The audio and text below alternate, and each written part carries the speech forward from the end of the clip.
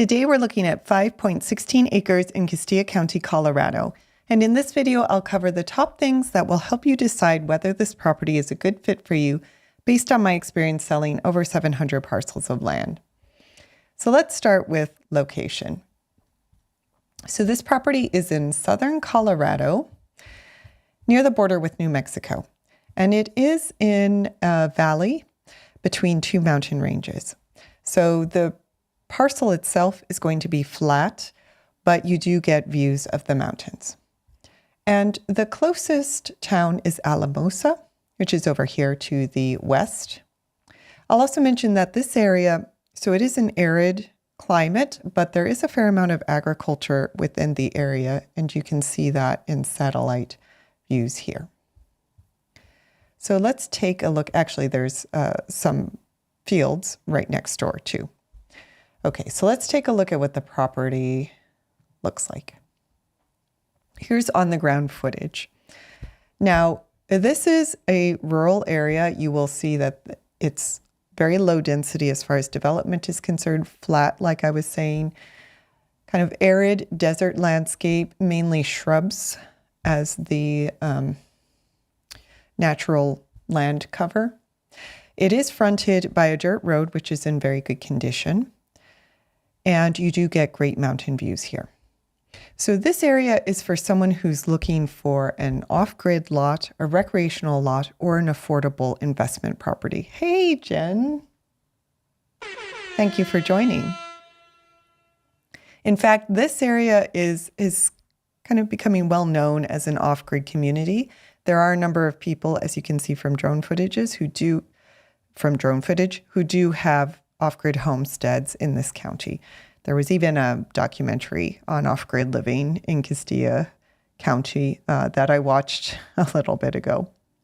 So yeah, that's generally who this property is for, or this area is for.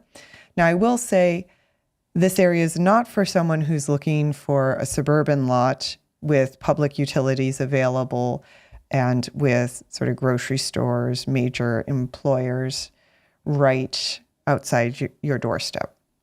I'll also mention, because this comes up every now and then, people who are interested in these lots, they want to do off-grid living, but are maybe not fully prepared for it. So just a note here, this is an arid climate. It's going to get hot in the summer, cold in the winter. And while many people, I'll show this in a little bit, wells are very common here. Many people are able to drill them, but they are going to be a little bit deep, so you'll have to budget for that. So, off-grid living is an investment up front. This would not be a property where you could just pull up in your RV and live without putting any further investment in, your own infrastructure like septic well and all of that. So I will make that note. But it's a beautiful area. As I said, many people are doing off-grid homesteading in this particular area. There are also people, as we saw from satellite images, who are using these properties for agricultural purposes or for grazing. So it's a pretty versatile area in terms of what people use properties for. It's also, as I was saying, very beautiful, great mountain views. And we're also not too far, I should mention, from the Great Sand Dunes National Park, which is up here to the north. Really interesting place. Has sort of those classic sand dunes you typically think of as, seen in maybe the Middle East. But people actually come here to do sandboarding, so that's pretty cool. All right, so let's talk. I started to mention it briefly, but let's talk a little bit about what you can use the property for, because I know that's going to be a big, I hear some images of mountain views, and here you can start seeing. But that's going to be a big component of whether a property will work for you or not. So we will get into allowable uses. Okay. All right. So first, I'll start by saying this property is not in a, oh, great. Yeah, our photographer did a great job with the photos here. Although this area is so photogenic, it's really easy to get good photos. So I'll start by saying this property is not in an HOA. So that means there are no additional layers of private restrictions that you have to worry about. And the zoning designation in this area is estate residential. So I'm going to pull that up in the zoning ordinance so we can take a quick look at some of the allowable uses. And I do always recommend that you give the county a call to go over what you would be looking to do on the property and just understand what's allowed and what the permitting process would look like. But according to the zoning ordinance, it is a residential zoning designation, so homes would be allowed, of course, and you can put in various accessory structures, including an accessory dwelling.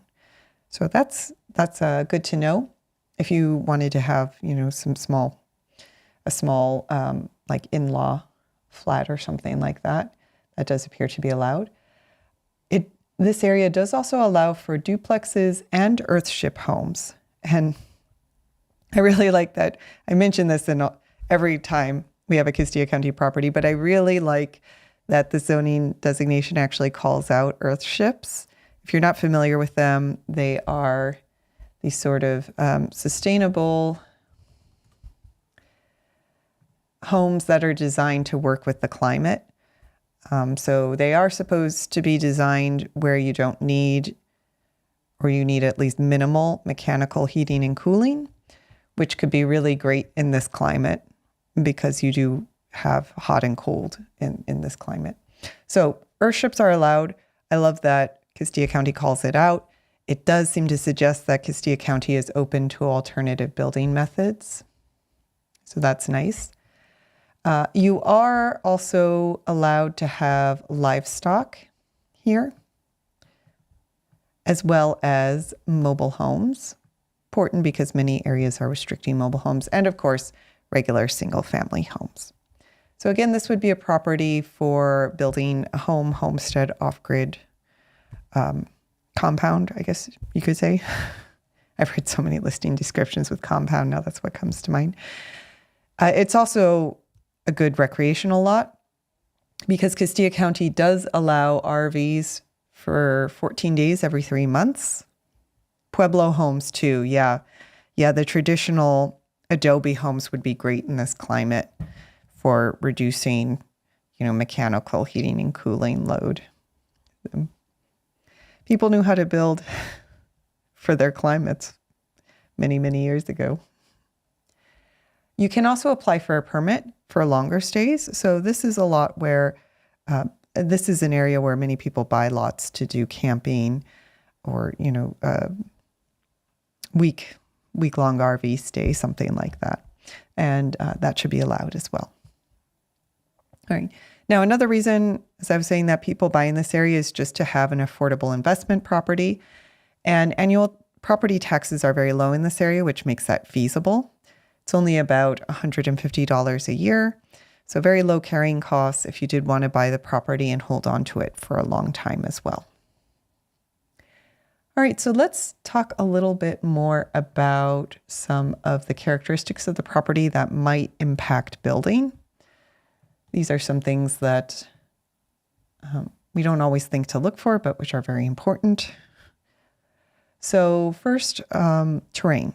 So as we saw from the drone footage, this is a flat area. That's generally very good for building, but I also did want to pull up the contour line so we could see what the terrain looks like from satellite view. So you can see it is very, very flat, not much in the way of elevation changes, and the approximate elevation here is about 7,600 feet. All right, no oil wells in the nearby vicinity. So it doesn't look like people are drilling much out here. That's good to know if you are concerned about mineral rights. And the property is not in a special hazard flood zone. So that's also important because it means no additional layers of flood insurance required or building elevation requirements. And you might be surprised, even in the desert, you will find both flood zones and wetlands. So I always check for it regardless of where the property is. And speaking of wetlands, there also aren't any wetlands on the property. Again, also important because wetlands can make it very, very difficult to build on a lot. Now, I had mentioned wells. In this area, you can see from this map here, there are a lot of wells that are being drilled. So many people are able to make a well work. I unfortunately can't pull up the depth of these wells.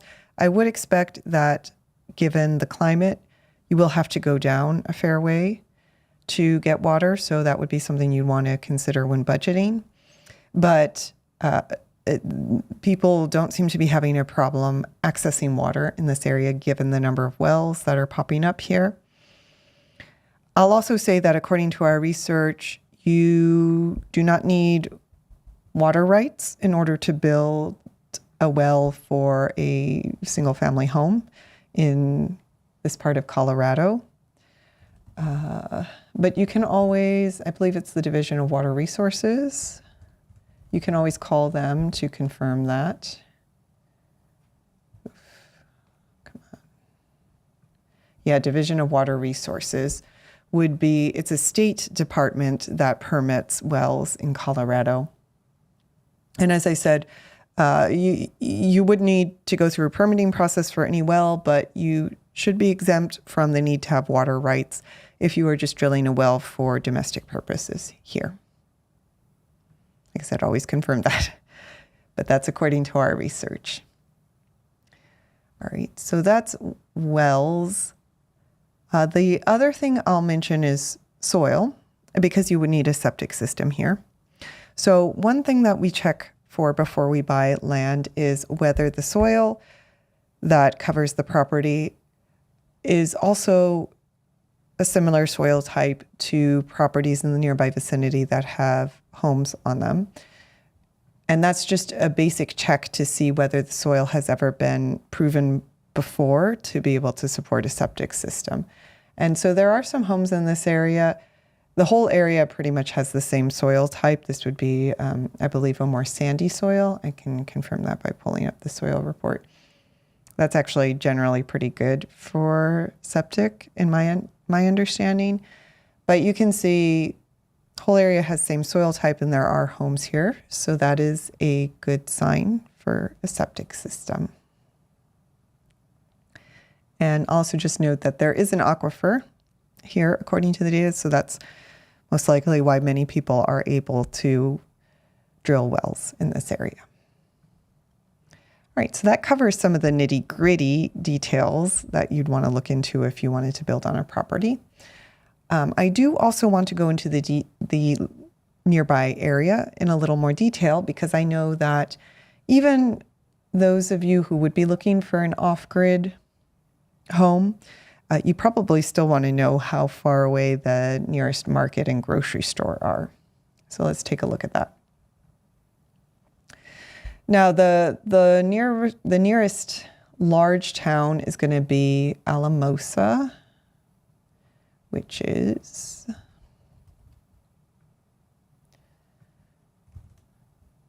about half an hour from the property.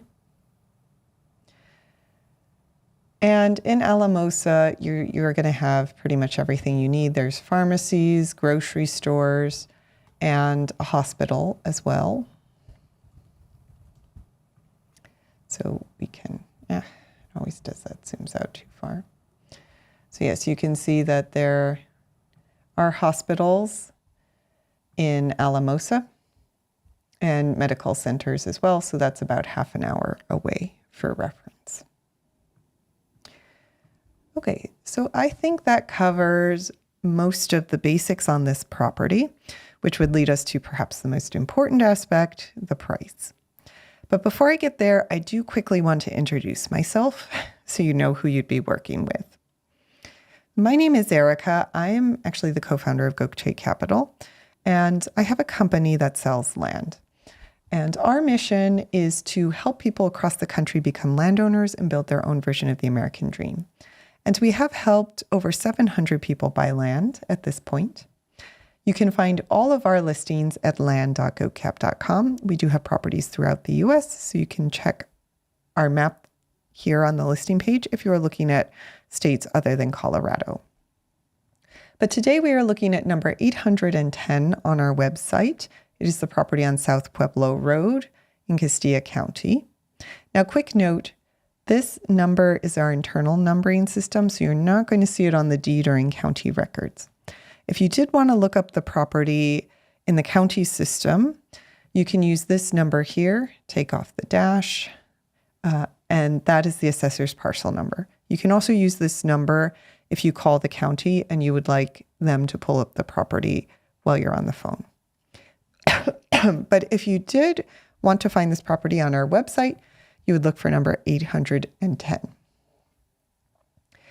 Now, this property is priced at $8,997 plus the $595 dock fee. One other thing I should mention is that I am not a real estate agent. My company only sells properties that we own. So that does mean you are dealing directly with the owner. It does also mean that we can offer owner financing on all of our properties, including this one. Excuse me, this cold is just taking forever. Now, you're not going to see set owner financing terms on our website, and that's on purpose. It's because we don't actually have set owner financing terms. So we do personalize our owner financing terms to each individual buyer, and we do this to make sure that the property will actually be affordable for you. So if you are interested in owner financing, I do recommend reaching out to us and letting us know what kind of down payment and monthly payment would work for your budget.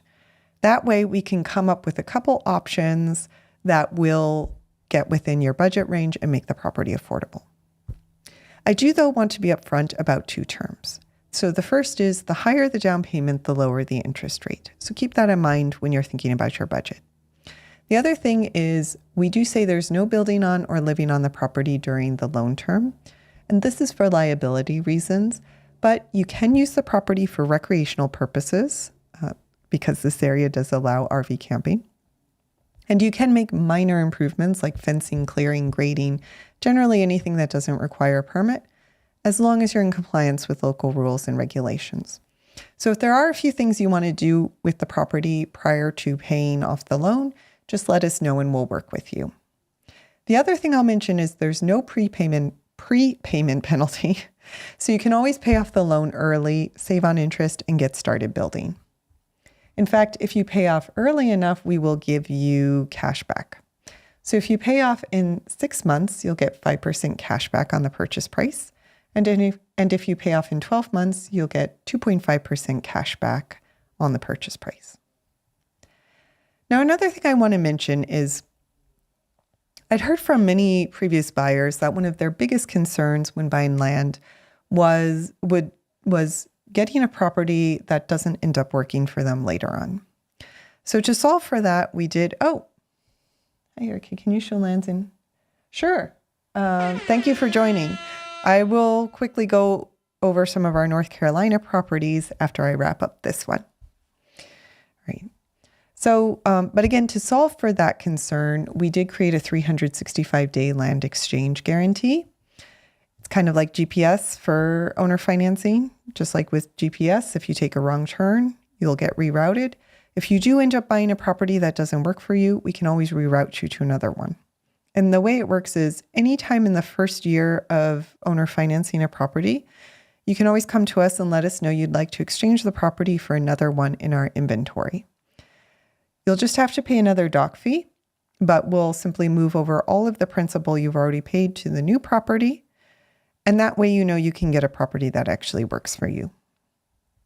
The other thing I want to mention is that based on feedback from hundreds of previous buyers, we did recently create a landowner success bundle, which we give with every purchase. And it's a set of 9 bonuses designed to help you get the most from your land. So these bonuses include exclusive offers with mobile home manufacturers and dealers, monthly landowner Q&A calls with me, a vacation voucher, hotel savings card, a free 30-minute architectural consultation, because I do have a background in architecture, our homesteading guide, building and zoning guide, and post-closing checklist, along with a neighbor lookup tutorial.